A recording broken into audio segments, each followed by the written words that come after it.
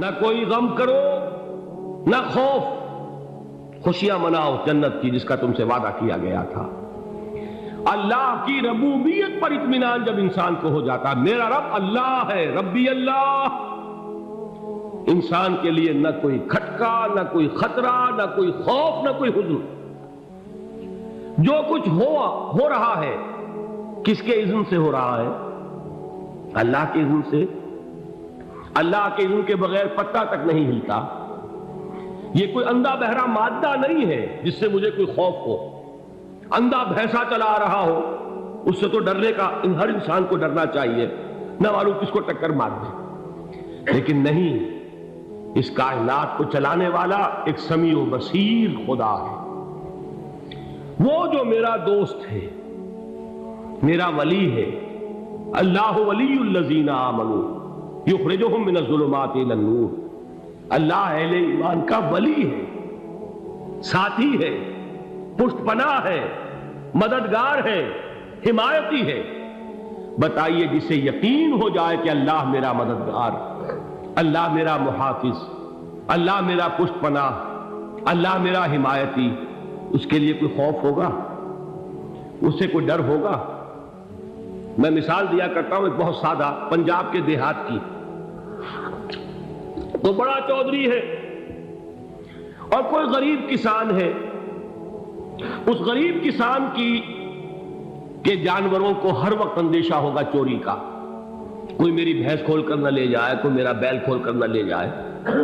لیکن جس کے بارے میں یہ سب کو معلوم ہو کہ وہ جو بڑا چودھری ہے وہ اس کا دوست ہے، اس کی بچیا کو کوئی خوف ہوگا؟ اس کی بھینس پر کوئی ہاتھ ڈالے گا؟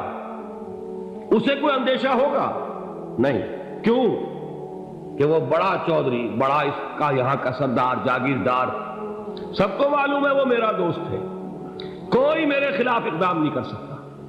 اس دنیا میں یہ چھوٹی سی بات اگر آپ کے دلی اطمینان اور سکون کا باعث بن سکتی ہے تو ذرا تصور کیجئے۔ میں لفظ تصور استعمال کروں گا صرف اس لیے کہ اس کا ہم جس کو کہتے ہیں ادراک اور شعور کر نہیں سکتے، اگر کے ساتھ کر سکتے۔ اگر یقین ہو کہ اللہ میرا مددگار اور یقین ہو کہ اللہ ہر آن میرے ساتھ ہے، پھر کوئی خوف؟ کس کا خوف؟ کوئی شے اللہ سے بالا تر ہے؟ کوئی قوت اس سے زیادہ طاقتور ہے؟ کوئی اس کے ارادے کو بدلنے والا ہے؟ کوئی اس کی مشیت کے آڑے آنے والا ہے؟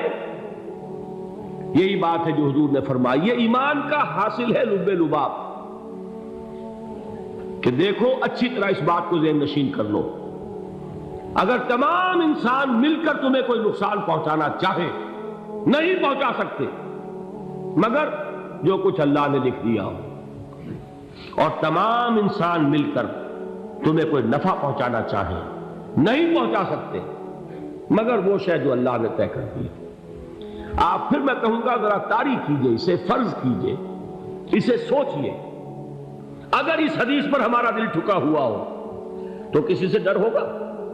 یہ مجھے نقصان نہ پہنچا دے، یہ میری رپورٹ خراب نہ کر دے، یہ میری انکریمنٹ نہ رکوا دے، یہ میرا یہ نہ بگاڑ دے، یہ میرے یہ نقصان نہ پہنچا دے۔ اس کا ڈر، اس کا ڈر، اس کا خوف، اس کی خوشامد، اس کے لیے جا کر طرح طرح سے اپنی عزت نفس کو ذلیل کروانا اس کے سامنے، یہ سب کچھ کیوں کرتا ہے انسان؟ جب سمجھتا ہے کہ اس کے ہاتھ میں میرا کوئی نفع ہے، اس کے ہاتھ میں میرے لیے کوئی ضرر ہے، یہ مجھے کوئی غضب پہنچا سکتا ہے، یہ مجھے کوئی نقصان پہنچا سکتا ہے، یہ میرا کوئی کام بنا سکتا ہے، یہ میری کوئی ضرورت پوری کر سکتا ہے، اسی کا نام شرک ہے۔ جہاں آپ نے یہ سمجھا کہ غیر اللہ کے اندر کوئی طاقت موجود ہے، وہی شرک ہے۔ بتوں سے تجھ کو امیدیں، خدا سے نو امیدی، مجھے بتا تو صحیح اور کافری کیا ہے؟ شرک تو یہ ہے جس پر بھی تمہیں یہ خیال ہے، کلمہ ہے یہ کلمہ سوم، لا حول ولا قوت الا باللہ، ذرا اس پر دل کو کبھی اگر آپ تصور کریں، پھر فرض کریں، دل ٹھک جائے اس پر، کوئی طاقت نہیں۔ یہی بات تھی جو شیخ عبد القادر جیلانی رحمۃ اللہ علیہ نے اپنی وصیت میں اپنے بچے سے کہی۔ 11ویں دینے والے ہیں، لیکن حضرت شیخ عبد القادر جیلانی کی وصیت اور تعلیمات کو کتنے لوگ ہیں کہ جانتے ہو؟ یہ جن مقامات تک پہنچے ہیں وہ کس چیز کی بدولت پہنچے؟ انہوں نے جو پیغام دیا وہ کیا تھا؟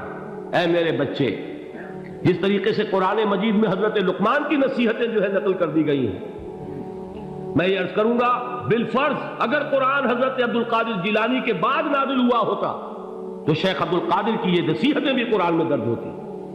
اتنی اونچی نصیحتیں ہیں۔ اے میرے بچے، اس حقیقت کو ذہن نشین کر لے، لا فاعل فی الحقیقت ولا مؤثر الا اللہ۔ اس کائنات میں نہ کوئی فاعل حقیقی ہے نہ مؤثر حقیقی ہے سوائے اللہ۔ کسی شے میں کوئی تاثیر نہیں اگر اللہ نہ چاہے۔ آگ جلا نہیں سکتی اگر اللہ نہ چاہے، پانی ڈبو نہیں سکتا اگر اللہ نہ چاہے، زہر ہلاک نہیں کر سکتا اگر اللہ نہ چاہے، کوئی چیز فائدہ نہیں پہنچا سکتی اگر اللہ نہ چاہے۔ تو در در پہ کیوں سر جھکاتے ہو؟ در در پر کیوں جبیں سائی کرتے ہو؟ سب کے سامنے کیوں ہاتھ پھیلاتے ہو؟ ایک اللہ سے مانگو، ایک اللہ کے سامنے زمین پر اپنی جبین رکھو۔ لا فاعل فی الحقیقت ولا مؤثر الا اللہ۔ نظر آتا ہے ہمیں کہ پانی پیاس بجھا دیتا ہے، پیاس بجھانے کی صلاحیت پانی میں نہیں ہے، اللہ کے اذن سے۔ کھانا بھوک مٹا دیتا ہے، بھوک مٹانے کی صلاحیت کھانے میں نہیں ہے، اذن رب میں ہے۔ دیکھیے یہی یقین تھا حضرت موسیٰ علیہ السلام کا واقعہ یاد کیجئے۔ سامنے سمندر آ گیا ہے، قوم دیکھتی ہے پیچھے کہ گرد و غبار کا طوفان۔ معلوم ہوا کہ فرعون اپنے لشکر سمیت آ گیا۔ لشکر جب چلتا تھا تیز رفتاری کے ساتھ تو گرد و غبار کا جو طوفان اٹھتا تھا اس کا تصور کیجیے، اور لمحہ بلمحہ وہ قریب آ رہا ہے۔ پوری قوم نے کیا کہا؟ اے موسیٰ انا لمدرکون، اے موسیٰ ہم کو پکڑے گئے۔ قرآن مجید نے تو یہاں وہ باتیں نہیں لکھی ہیں، لیکن تورات میں یہ درج ہے کہ بنی اسرائیل جھگڑنے لگے، دست و گریبان ہو گئے موسیٰ کے ساتھ۔ موسیٰ نے یہاں مروایا لا کر، اس سے تو ہم ہی بہتر تھے، وہاں کھانے کو ملتا تھا، زندگی تو تھی، بیگار ہم کر رہے تھے، موت تو نہیں تھی۔ اب جو کچھ ہوگا اس کا تصور کرو، جس طریقے سے ہمارے ٹکڑے اڑائے جائیں گے۔ تو لڑ رہے ہیں حضرت موسیٰ علیہ السلام سے۔ یہ تورات کی تفصیل ہے، قرآن میں صرف اتنا آیا ہے، پریشان ہو کر انہوں نے کہا انا لمدرکون، موسیٰ ہم کو پکڑے گئے۔ اس وقت موسیٰ کا جواب کیا ہے؟ کلا ان معی ربی سیہدین، نہیں، میرے ساتھ میرا رب ہے، وہ راستہ دے گا۔ بتائیے کہاں راستہ نظر آ رہا ہے؟ یہ ہے ایمان بالغیب۔ راستہ نظر نہ آئے تب اللہ پر یقین ایمان ہے۔ جیب میں پیسے ہوں اور تب دل کو اطمینان ہے تو ایمان کس پر ہوا؟ پیسے پر، اللہ پر نہیں۔ جب وسائل و ذرائع نہ ہو اور پھر یقین ہو کہ اللہ مسبب الاسباب ہے، وہ اسباب کا پابند نہیں ہے، وہ اسباب کا محتاج نہیں ہے، اسباب اس کے محتاج ہے۔ اگر یہ یقین ہے تو اللہ پر ایمان ہے، یہ نہیں ہے تو تمہارا ایمان اسباب پر ہے، وسائل پر ہے، ذرائع پر ہے، مادیات پر ہے، اللہ پر نہیں۔ اس وقت کہاں راستہ تھا؟ کوئی راستہ تھا؟ سمندر ہے اور ادھر سے لشکر آ گیا ہے۔ کلا ان معی ربی سیہدین۔ اب دیکھیے ایمان کہہ دینا آسان ہے، ہوا معکم اینما کنتم، جہاں کہیں بھی تم ہوتے ہو اللہ تمہارے ساتھ ہوتا ہے، لیکن اس کا یقین قائم ہو جائے تو زمین و آسمان کا فرق واقع ہو جائے۔ یہی بات ہوئی حضور کے ساتھ۔ غار ہے، چھپے ہوئے ہیں محمد رسول اللہ اور آپ کے وہ یار غار ابو بکر صدیق رضی اللہ تعالی عنہ۔ اقبال نے حضرت ابو بکر کی شان میں چند اشعار کہیں صرف، لیکن واقعہ یہ ہے کہ بھاری بھاری نظموں پر اور قصیدوں پر بھاری ہے، طویل ترین نظمیں اور قصیدے ہوں ان پر بھاری ہے۔ ہمتیں ابو بکر کی ہمت جو ہے، کشت ملت را چوں ابر، جیسے بارش سے کھیتی اپجتی ہے، ابو بکر کی ہمت اور عزیمت اس امت کو اسی طرح سینچنے والی ہے۔ ثانیے اسلام و غار و بدر و قبر،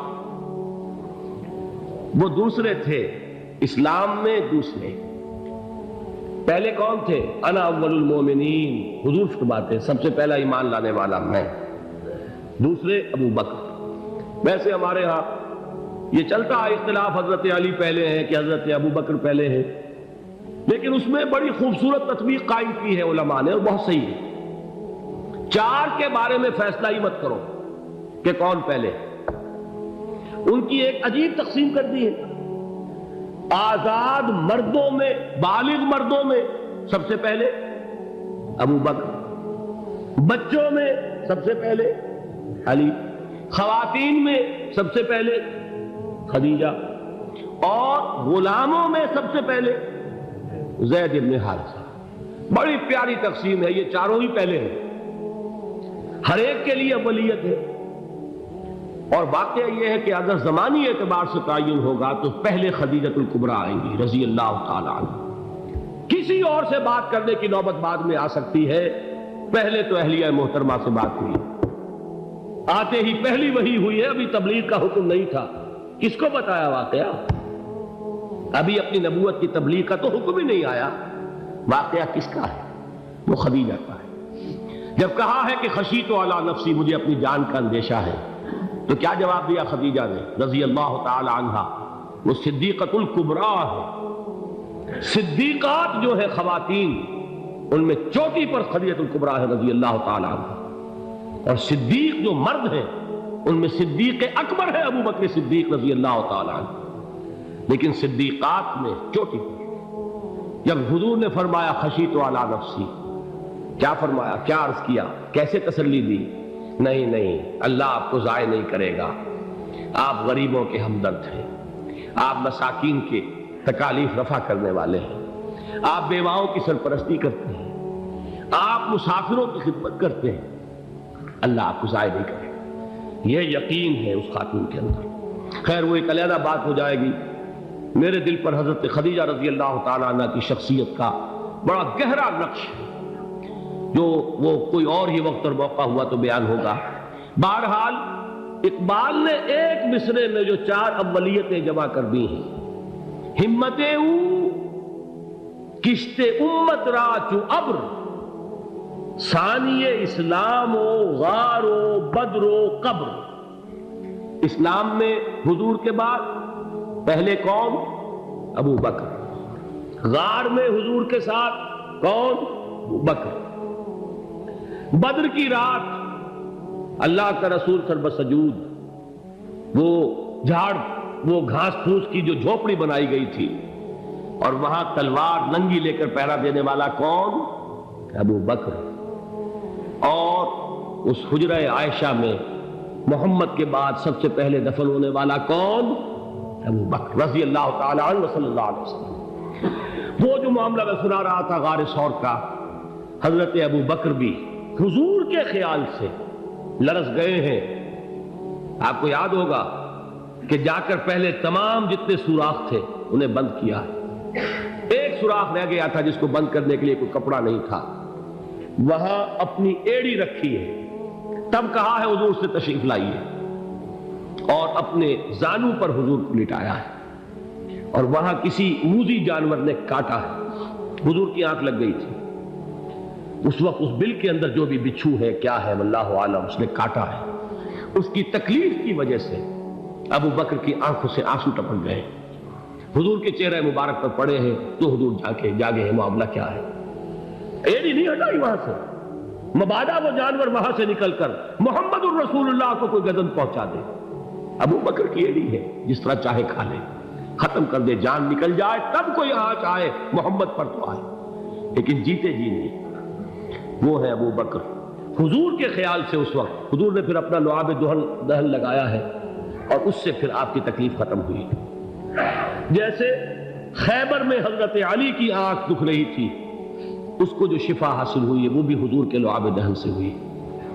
تو بہرحال اس وقت انہوں نے کہا ہے کہ اے نبی یا رسول اللہ، اگر اس وقت ان میں سے کسی نے غیر ارادی طور پر بھی اپنے قدموں کی طرف جھانک لیا تو پکڑے جائیں گے، کیا جواب تھا اللہ کے رسول کا؟ لا تحزن ان اللہ معنا، اللہ ہمارے ساتھ ہے، کیوں گھبراتے ہو ابو بکر؟ یہ ہے ایمان باللہ، میرا مالک اللہ، میرا رازق اللہ، میرا محافظ اللہ، میرا مددگار اللہ، میرا پشت پناہ اللہ، میرا دوست